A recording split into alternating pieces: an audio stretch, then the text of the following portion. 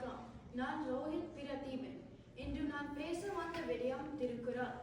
கல்வி. கண்ணுடையர் என்பவர் கற்றோர், முகத்திரண்டு புண்ணுடையர் கல்லாதவர். கற்றவர்களே உண்மையில் அறிவுடையவர்கள். கல்வி.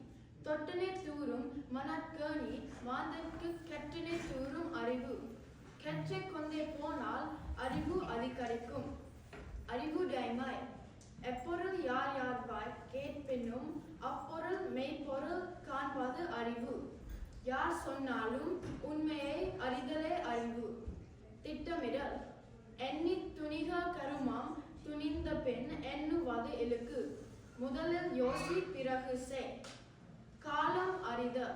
காலம் கருதி இருப்பர் கலங்காது ஞாலம் கருதுபவர்.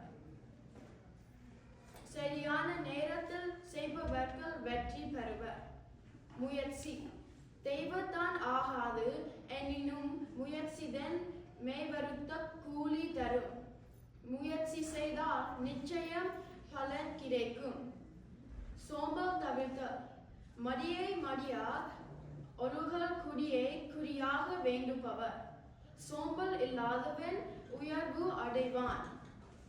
நட்பு ஆராய்தல். ஐந்து ஐந்து கொள்ளாதான் கேண்மை கடைமுறை தான்சாம் துயரம் தரும்.